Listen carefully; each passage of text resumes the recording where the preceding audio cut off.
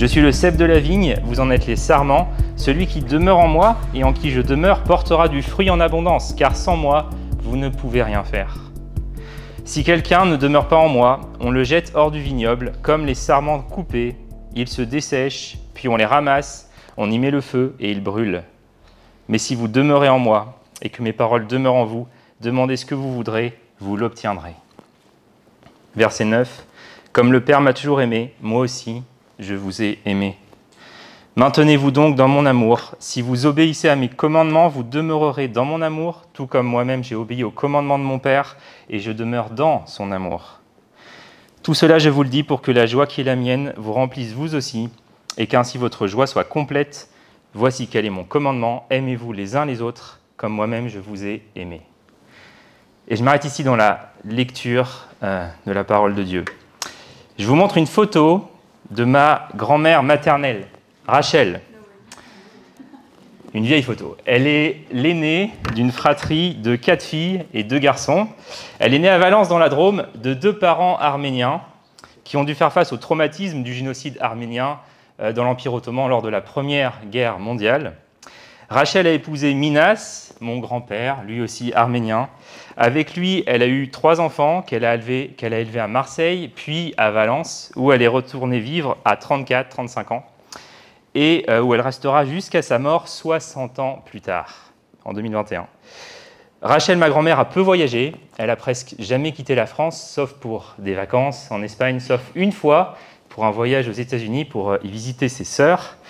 Elle est décédée en 2021, donc dans la ville qu'il a vue naître, Valence, et elle n'a véritablement vécu que dans une seule autre ville durant toute sa vie, à savoir Marseille. Elle a passé quasiment l'entièreté de sa vie entre ces 2 villes du sud-est de la France, et elle n'a pas vu grand-chose du monde en dehors de cette région. Pour ma part, j'ai déménagé à 10 reprises depuis que je suis né. J'ai vécu dans 9 villes différentes. J'ai eu l'occasion de tremper mes pieds dans plusieurs des mers et des océans de ce monde.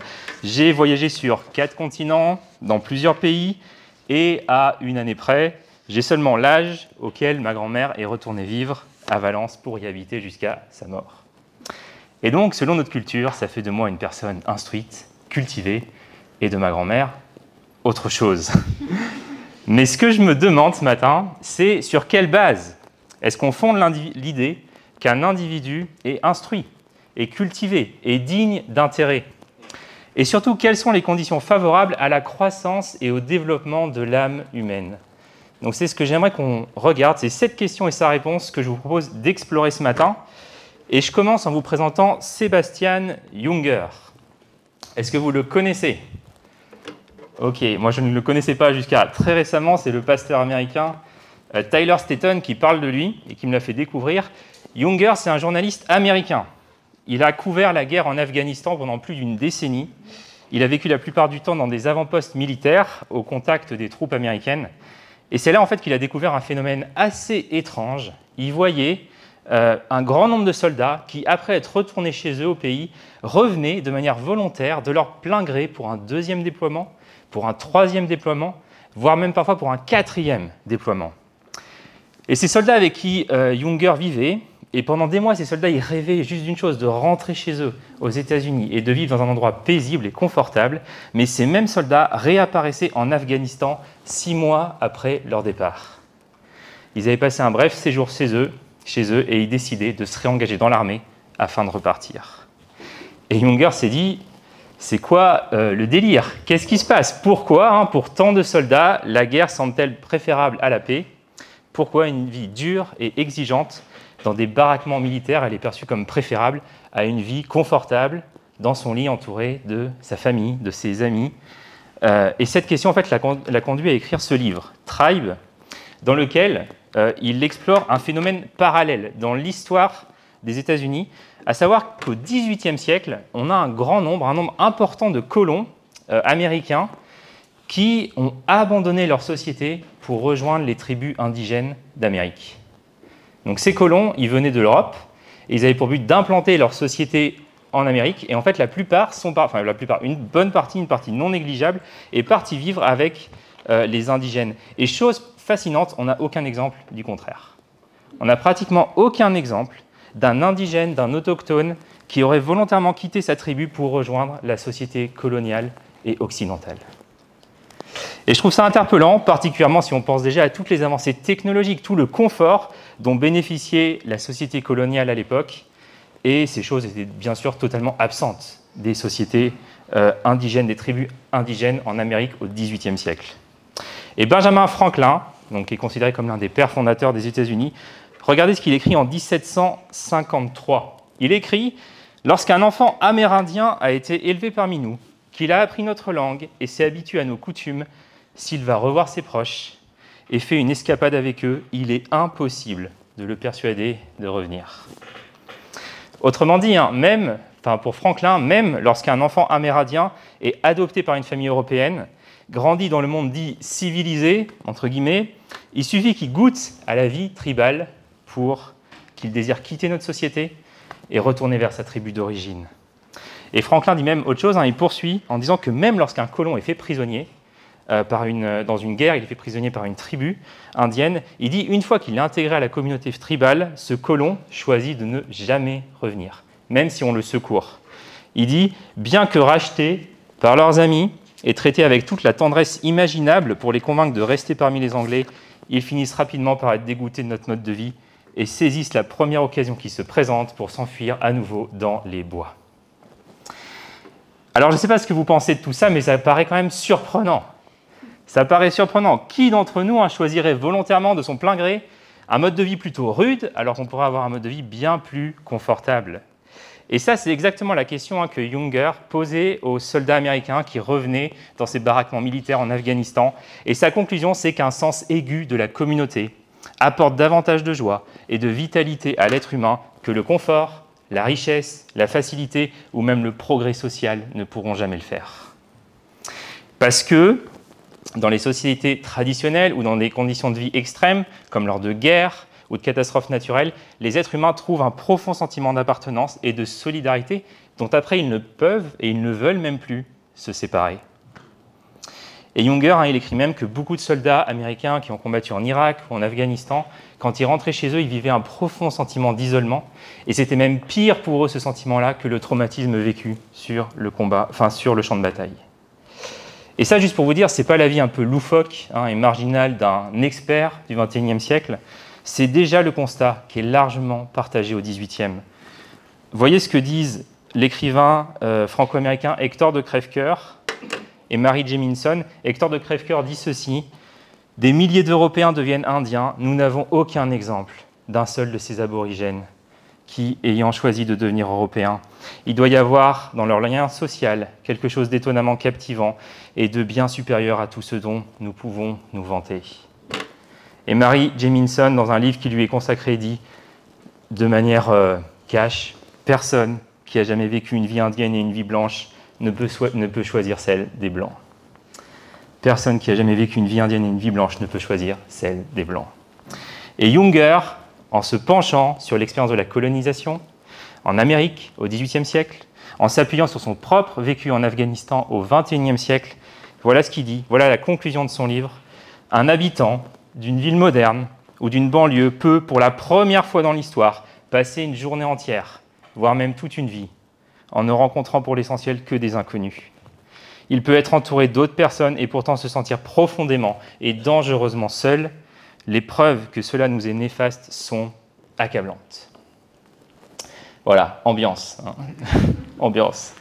Mais la conclusion de Younger, c'est que les soldats américains sont retournés à la guerre pour la même raison que les colons européens sont retournés dans les bois, parce qu'ils ont trouvé une communauté là-bas. Une communauté qui exigeait des sacrifices, notamment le renoncement au confort de la vie moderne, mais ce sacrifice en valait la peine. Il en valait la peine car il éveillait en eux des aspirations plus profondes que les concessions qui étaient faites. Pourtant, 9 ans après l'apparition de ce livre de Younger, la solitude frappe toujours aussi fort dans notre société occidentale. Les problèmes soulevés par Younger n'ont fait que s'aggraver.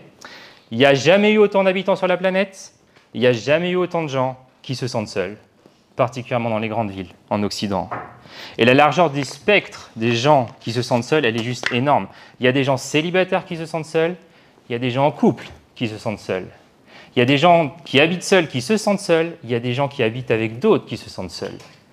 Il y a des gens qui sont introvertis, qui n'ont pas beaucoup d'amis, qui se sentent seuls. Il y a des gens extravertis, qui ont plein d'amis et qui se sentent seuls, pourtant. Et en réalité, l'individualisme, la célébration de l'autonomie et l'absence de sens communautaire en Occident font de la solitude la marque de fabrique de notre société. Et à ça s'ajoute le fait qu'on déménage régulièrement, de lieu en lieu, de ville en ville, comme jamais auparavant dans l'histoire de l'humanité. Juste pour prendre un exemple, à main levée, combien d'entre vous a déménagé il y a, au cours des 10 dernières années, on va dire? Ok. Vous pouvez regarder. Au cours des 5 dernières années? Au cours des 3 dernières années? Ça fait du monde, hein? Au cours des 2 dernières années? Ok, moi aussi. Moi aussi, j'ai déménagé. La dernière fois qu'on a déménagé, c'était il y a 1 an. C'est il n'y a pas si longtemps. Et vous savez quoi? Il y a plusieurs études très sérieuses qui ont été menées pour savoir quel est l'impact de ces déménagements fréquents sur nous et sur notre santé et sur notre bien-être. Et certaines de ces études s'étalent sur plus de 10 ans avec un suivi de plus de 7000 individus. Et la conclusion de ces études, c'est plus ou moins les mêmes à chaque fois. Je vous lis juste celle d'une des 2 études qui est derrière moi. Voilà la conclusion. Il est dit que les déménagements sont associés à une baisse du niveau de bien-être général, à une augmentation du niveau de stress, à une diminution des relations sociales positives. Les déménagements fréquents ont un effet particulièrement néfaste sur les adolescents qui obtiennent des résultats scolaires et des taux de réussite inférieurs, ont moins d'amis et consomment davantage de drogue et d'alcool. Alors maintenant, relax, j'aimerais vous rassurer, ces études sont descriptives, et non pas prescriptives. Ça veut dire qu'on peut être un enfant de militaire qui a déménagé 25 fois avant ses 18 ans et n'avoir aucun des symptômes qui sont mentionnés dans ces études. Et vous pouvez avoir vécu dans la même maison toute votre vie et avoir tous ces symptômes. Donc voilà, si vous avez déménagé récemment, ça ne veut pas dire que c'est la cause de tous vos problèmes, ni que vous êtes en train de ruiner la vie de vos enfants s'ils ont déménagé alors qu'ils étaient adolescents. Mais en même temps, ces études montrent quelque chose, elles montrent bien que la nature instable, transitoire, éphémère de notre ancrage dans un lieu de vie cause des ravages dans l'âme humaine. Ce n'est pas neutre pour l'âme humaine. Selon ces études, changer régulièrement de lieu de vie fait de nous des êtres esseulés, anxieux, plus vulnérables sur le plan médical et psychologiquement fragiles.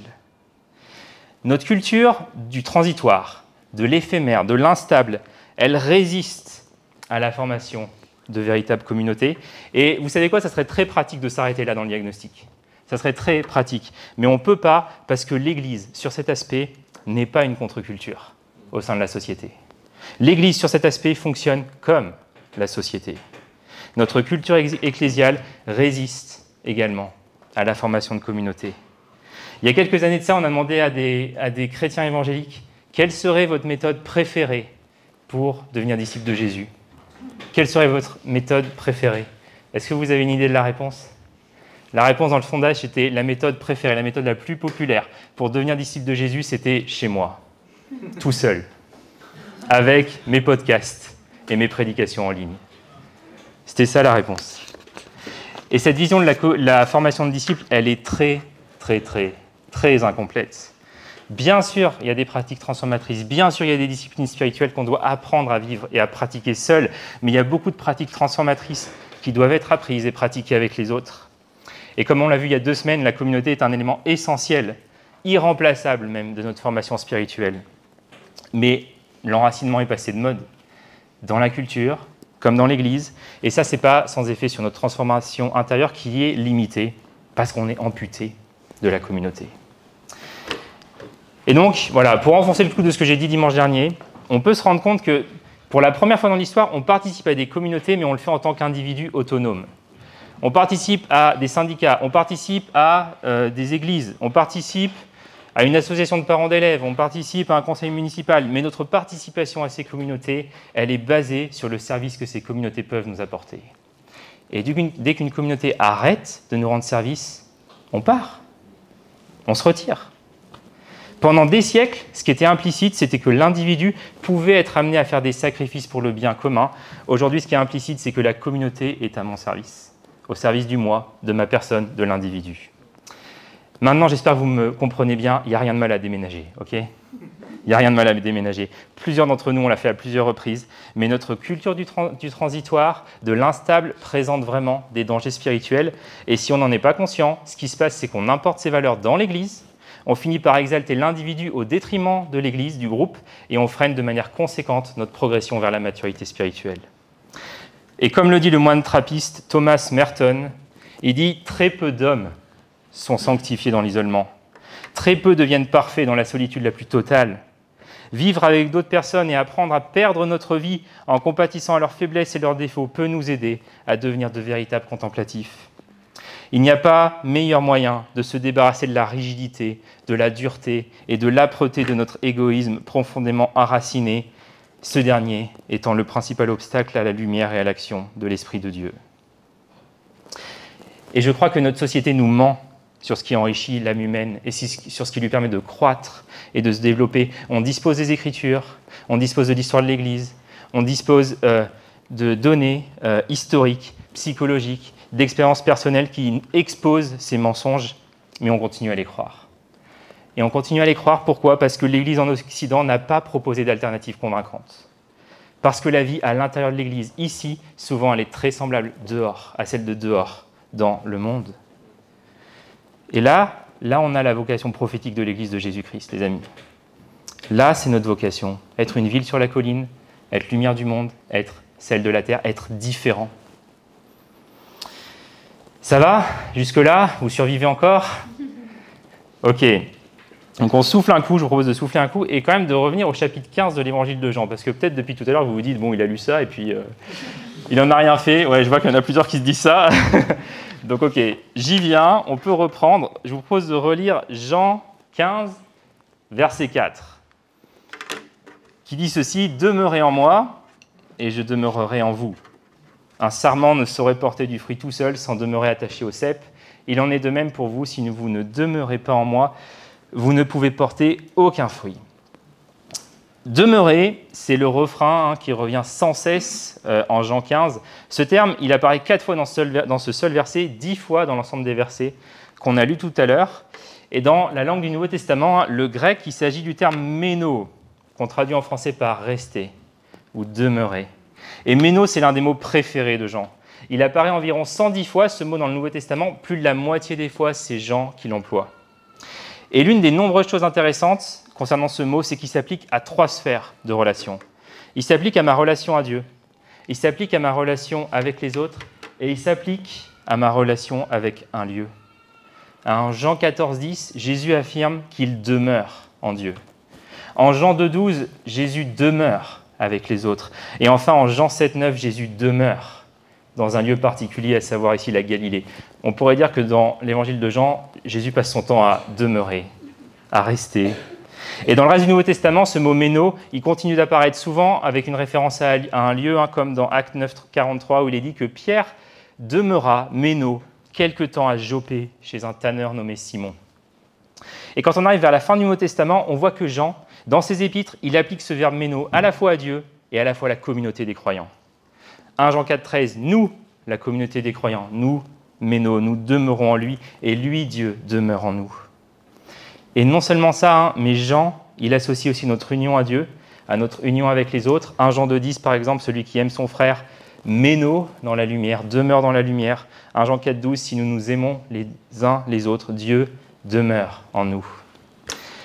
Et tout ça, ça peut suggérer une chose, en fait, c'est qu'on grandit, on mature, on croit lorsqu'on demeure, lorsqu'on reste, lorsqu'on persévère, lorsque nous restons en relation avec Dieu, avec les autres, et dans un lieu précis. Et cette idée, il me semble qu'on la retrouve dans toute la Bible, de la Genèse à l'Apocalypse.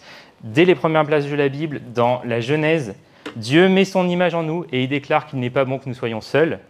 Et il place Adam et Ève dans un lieu précis de sa création, le Jardin d'Éden. Et donc, dès le début, la vie telle que Dieu l'a conçue est vécue avec lui, en communauté et dans un lieu précis. Et quand vous allez à l'autre bout de la Bible, dans l'Apocalypse, le prophète Jean voit la Nouvelle Jérusalem comme étant cette ville où Dieu demeure au milieu de son peuple. Et c'est là que la vie, telle qu'elle a toujours été censée être, est restaurée avec Dieu, au sein de la communauté et dans un lieu particulier. Et ça fait dire à Tyler Staton que toute l'histoire biblique peut se résumer en un mot de 4 lettres, méno. restez, demeurez. Et regardez ce qu'il dit, il poursuit en affirmant ça, et j'aime vraiment cette citation. Il dit « Le plus grand obstacle à notre formation spirituelle n'est pas la technologie qui capte notre attention, ni la richesse qui détourne nos affections, mais notre culture qui célèbre la mobilité et le toujours nouveau. L'herbe est toujours plus verte ailleurs, et nous vivons éternellement avec le désir d'un autre jour que celui que nous vivons et d'un autre endroit que celui où nous résidons. » Et ça, c'est tellement vrai. Alors, c'est peut-être vrai que pour moi, mais c'est tellement vrai. On part souvent du principe que notre caractère peut être modifié pour le mieux. Si on réorganise les circonstances de manière optimale, je serai un meilleur parent quand je reprendrai le travail. J'aurai un rythme de vie plus équilibré quand je vivrai dans une ville qui est plus petite. Je serai plus stable quand je vais me marier. Je serai plus confiant quand j'aurai pris cette décision importante. Je serai plus heureux quand je partirai enfin en vacances. Et vous en avez des tonnes comme ça. Mais vous voyez, on essaie de former notre caractère en fuyant les circonstances. Qui, selon nous, c'est ces circonstances qui le mettent à mal et qui nous mettent mal, qui nous rendent mal. Mais Jésus dit, ça ne marche pas comme ça. Le caractère se forme quand nous demeurons, quand nous restons, quand nous menons, on peut dire, quand nous acceptons de vivre ici et aujourd'hui, avec toutes les joies et aussi les contraintes que ça implique. En restant fidèles sur le long terme dans une communauté faite de personnes imparfaites et de responsables imparfaits. Mais en ayant confiance que Dieu est assez bon, Dieu est assez sage, Dieu est assez aimant pour m'y rencontrer et faire aussi de ces circonstances l'ensemble parfait de conditions dans lesquelles mon âme peut véritablement croître, peut réellement grandir. Et donc j'aimerais vous suggérer une chose ce matin, et c'est la suivante, et c'est fortement contre-culturel, mais si finalement le plus grand don que Dieu t'ait fait dans cette église, dans cette communauté, c'est justement celui que tu as le plus de mal à accepter. Et si ce don prenait la forme de cette personne de notre communauté qui met ta patience à rude épreuve, dont les paroles ou l'attitude t'agacent au point de te donner envie de lâcher un petit commentaire médisant à son égard. Et si ce don prenait la forme de ce malentendu, de ce mail, de cette interaction difficile ou de ce dimanche particulier qui a suffi à rendre cette communauté que tu trouvais si belle auparavant, soudainement laide et tellement difficile à supporter. Et si le plus grand don que Dieu nous faisait, à vous comme à moi, c'était justement la formation qui découle du fait de rester, de demeurer enraciné, alors que tout dans notre culture nous incite à fuir, à partir, à quitter dès qu'on est déçu et désillusionné. Et si le plus grand don que Dieu nous faisait, c'était la communauté. Un don inconfortable parfois, mais d'une grande richesse, puisqu'il s'agit d'une formation à nul autre pareil à l'école de Jésus pour ceux qui demeurent, qui restent, qui ménent. Et donc pour terminer, d'explorer cette question des conditions favorables à la croissance, au développement de l'âme humaine, j'en viens à 3 images. 3 images que j'aimerais que vous gardiez. 3 images dont la première illustre parfaitement cette idée de demeurer. Ces 3 images, c'est un arbre, des murs, une danse. Okay, un arbre, des murs, une danse. Un arbre tout d'abord. La formation en communauté, elle ressemble beaucoup à un arbre. Parmi les dictons, les anciens dictons de sagesse des pères et des mères chrétiens du désert, voilà ce qu'on trouve. On trouve celui-ci. Tout comme un arbre ne peut porter de fruits s'il est souvent transplanté, de même un moine ne peut porter de fruits s'il change fréquemment de lieu de vie. Donc ça, c'est une idée monastique. Pas plurimillénaire, mais beaucoup de siècles depuis que cette idée existe. Elle est empruntée en fait à un Galates 5, où Paul dit le fruit de l'esprit, c'est l'amour, la joie, la paix, la patience, etc. Et la version la plus célèbre de cette sagesse du désert, elle nous vient de saint Benoît. Saint Benoît qui est l'auteur de la règle bénédictine au 5e ou au 6e siècle. Benoît, il a écrit cette règle qui était un ensemble d'engagements visant à ordonner la vie de la communauté chrétienne. Et ce qui est unique dans la règle de Benoît, c'est son tout premier engagement. C'est un engagement qu'on trouve nulle part dans les écrits antérieurs à ceux de Benoît. Et ce premier engagement, c'est un vœu de stabilité. Un vœu de stabilité, un engagement à vivre une vie enracinée dans un lieu fixe parmi des personnes imparfaites, en étant prêt à accepter le bon et le mauvais d'une même communauté sur le long terme. Donc on pourrait se demander, pourquoi un vœu de stabilité? D'où ça sort cette idée? Et la réponse, c'est que l'époque de Benoît, en fait, avait apparemment pas mal de choses en commun avec notre société moderne. À son époque, Benoît, il observait toutes les façons dont l'instabilité freiner la formation et le progrès spirituel. Et dans ses écrits, il fait mention d'un groupe de moines, il les appelle les gyrovagues. Les gyrovagues, je ne sais pas si vous avez déjà entendu ce terme-là, ça vient de deux mots latins, gyro, qui signifie cercle, et vagus, qui signifie errer. Donc les gyrovagues, c'est ceux qui erraient en cercle, nous on dirait qui tournaient en rond, c'est peut-être un peu plus parlant pour nous. Benoît, quand il écrit à leur propos, il n'y va pas par quatre chemins, il dit d'eux, toujours en mouvement, ils ne s'installent jamais et sont esclaves de leur propre volonté et de leur appétit, de leur désir primaire. Et on pourrait dire qu'il existe des gyrovagues modernes dans notre époque. Les gyrovagues modernes, c'est les disciples de Jésus, qui passons d'une communauté à l'autre, passons d'une église à l'autre. Je me suis enraciné ici pendant un temps, jusqu'à ce que cette décision de leadership ne me plaise pas. Alors je suis allé dans une autre communauté, jusqu'à ce que j'entre en conflit avec cette personne. Et je suis allé dans cette autre communauté, mais finalement j'étais plus trop en phase avec le format du culte le dimanche matin, et hop, me voici ici, à Fireplace, maintenant. Et si c'est votre parcours, je veux juste vous l'assurer, je ne suis pas là pour juger, je ne suis pas là pour donner une appréciation, certainement pas. J'aimerais juste en fait ce matin qu'on reçoive la sagesse de ces chrétiens dans la foi, de nos pères dans la foi qui nous ont précédés, et qu'on réalise que ce vœu de stabilité dont parle Benoît, ce n'est pas une prison, mais c'est un chemin vers la maturité spirituelle. Les gyrovagues, à l'époque de Benoît, c'était des disciples de Jésus sans racines, et on le sait très bien, là où il n'y a pas de racines, il ne peut pas y avoir beaucoup de fruits. Et la réalité, c'est que le fruit de l'esprit, en fait, se développe pas de manière abstraite, comme ça, dans notre imagination, mais il pousse dans un lieu ferme, dans un lieu fixe, dans un lieu enraciné. On développe notre patience en restant proche des personnes qui la mettent à mal, justement. On développe notre maîtrise de soi dans un environnement où on est tenté de céder à la colère, de céder à la médisance. Et même, on est motivé à suivre Jésus dans un contexte où d'autres nous encouragent et nous aident à porter nos fardeaux qui parfois sont bien lourds à endurer. Mais sans communauté, il nous est absolument impossible de devenir comme Jésus. Je vous ai parlé de Joseph Hellerman la semaine dernière, je vous propose une autre citation de lui, il dit ceci, il dit que la formation spirituelle se produit principalement dans le contexte de la communauté. Les personnes qui restent connectées avec leurs frères et sœurs dans l'église locale progressent presque toujours vers une meilleure compréhension d'elles-mêmes et mûrissent dans leur capacité à se relier sainement à Dieu et à leurs semblables. Cela est particulièrement vrai pour ces chrétiens courageux qui persévèrent à travers le processus souvent chaotique de la résolution des conflits et des discordes interpersonnelles. Les relations interpersonnelles à long terme sont le creuset du véritable progrès dans la vie chrétienne. Ceux qui restent grandissent aussi. Ils apportent un soulagement immédiat. Ça soulage le malaise, le fait de partir. Ça soulage le malaise qu'on ressent. Ça enlève la douleur de rester. Mais il dit qu'on est alors destiné, dans la communauté suivante, à nous retrouver exactement au même endroit. Parce que, selon les mots un peu célèbres de Thomas à Kempis, partout où vous allez, vous y êtes. Partout où on va, on est là. On est là. Et donc, rester nous permettra de voir des fruits éclore, alors que transplanter l'arbre, même si c'est tentant sur le moment, c'est vraiment tentant, ça empêche nos racines de s'étendre et nos fruits de croître pleinement. Et en ça, il me semble que le premier vœu de Benoît ressemble beaucoup finalement aux paroles de Jésus en Jean 15. Demeurez, restez, méno, persévérez. Maintenant, juste ne me faites pas dire ce que je n'ai pas dit. Est-ce qu'il y a parfois des bonnes raisons de quitter ? Oui, bien sûr. Est-ce qu'il existe des églises toxiques, malsaines, où rester freine notre croissance et où partir la favorise ? Oui, complètement. Ce que je veux juste mettre devant nos yeux ce matin, c'est que dans la grande majorité des cas dans notre époque, notre problème vient du fait que nous sabotons notre formation spirituelle en errant et en vagabondant et pas en restant et pas en demeurant.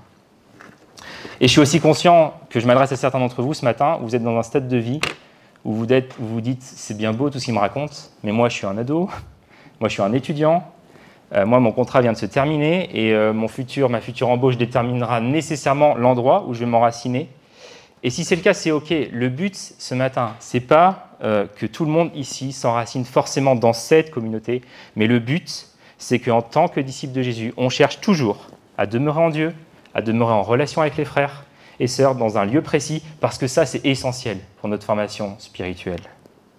Et si ces choses-là vous sont impossibles ici et maintenant, dans cette saison-ci de votre vie, encore une fois, c'est OK, mais on doit toujours penser à notre formation à travers ce prisme-ci, quand on réfléchit.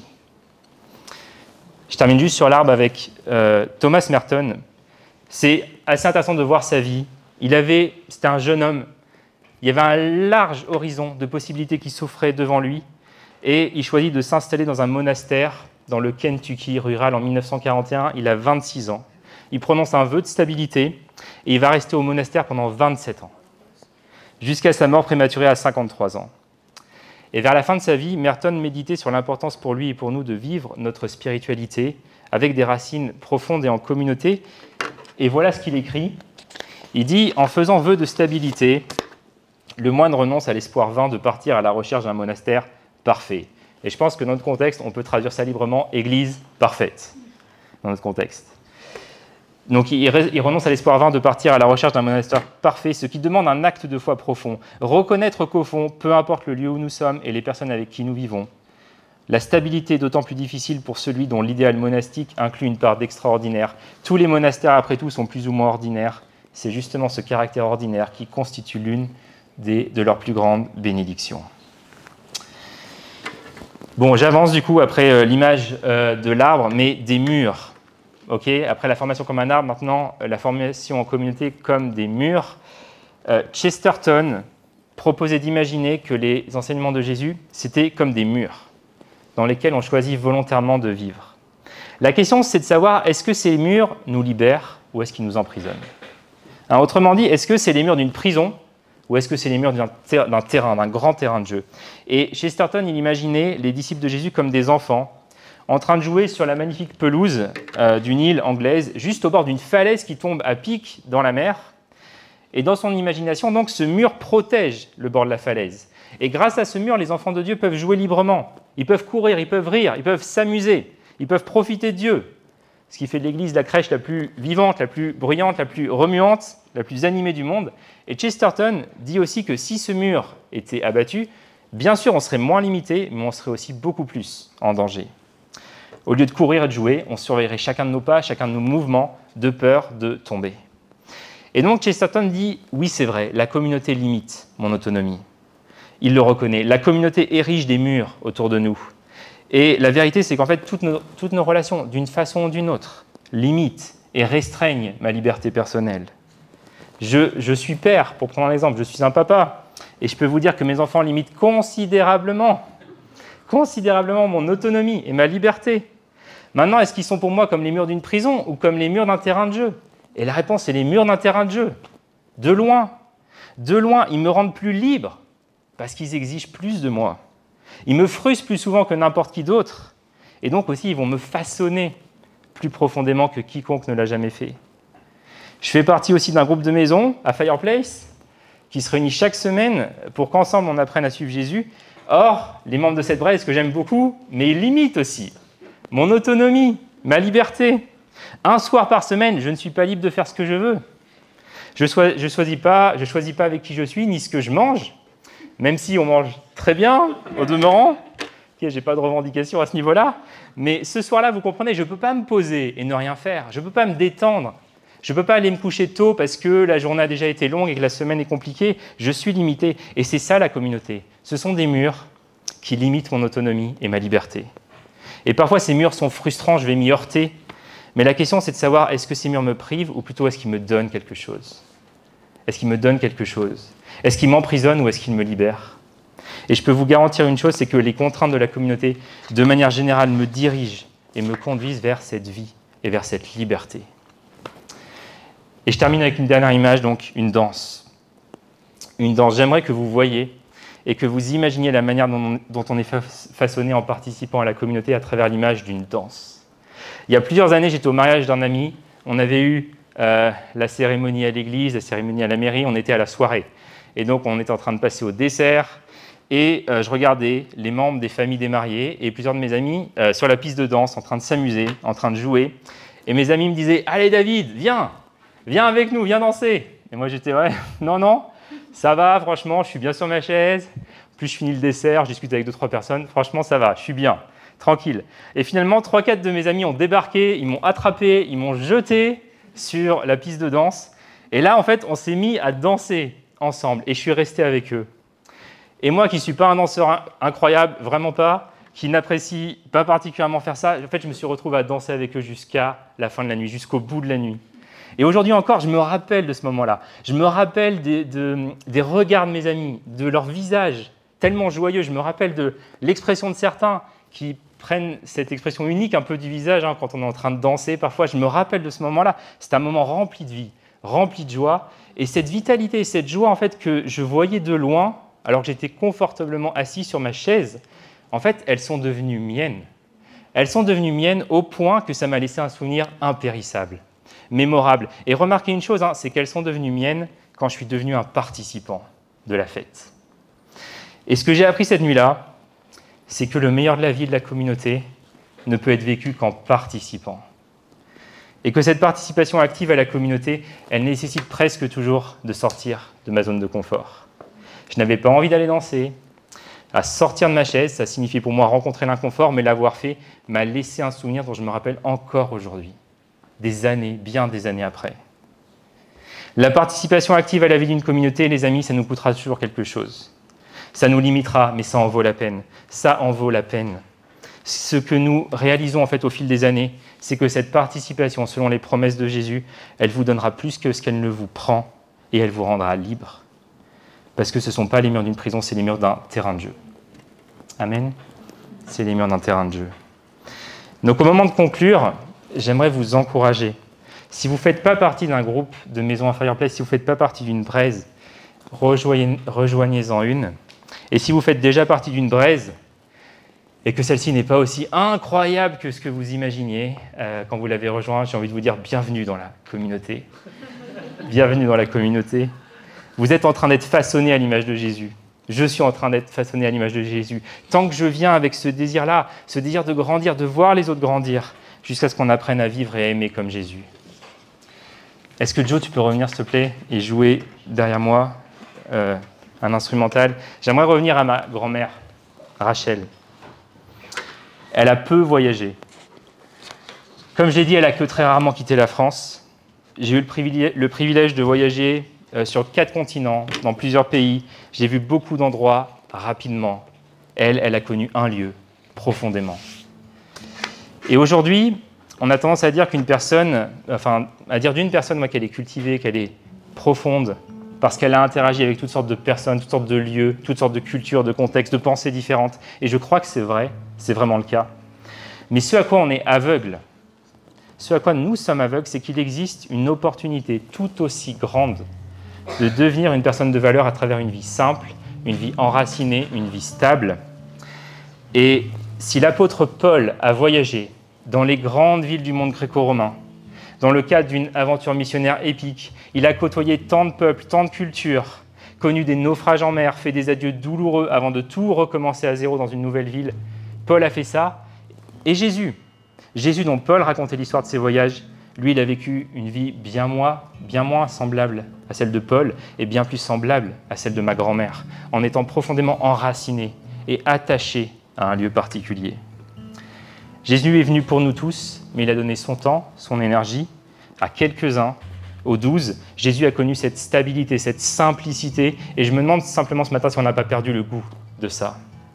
Je me demande si notre soif de voyage, de nouveauté, de toujours plus et mieux ailleurs, ne nous fait pas passer à côté d'un trésor exceptionnel. Je me demande si creuser suffisamment longtemps, suffisamment profondément, à un seul endroit, au sein d'une même communauté, ne nous permettrait pas de redécouvrir ces trésors anciens et ne ferait pas de nous des personnes plus libres, plus aimantes, plus joyeuses, plus semblables à Jésus-Christ. Faire le choix de s'enraciner profondément dans une communauté, c'est l'opportunité, je le crois vraiment, de vivre ça.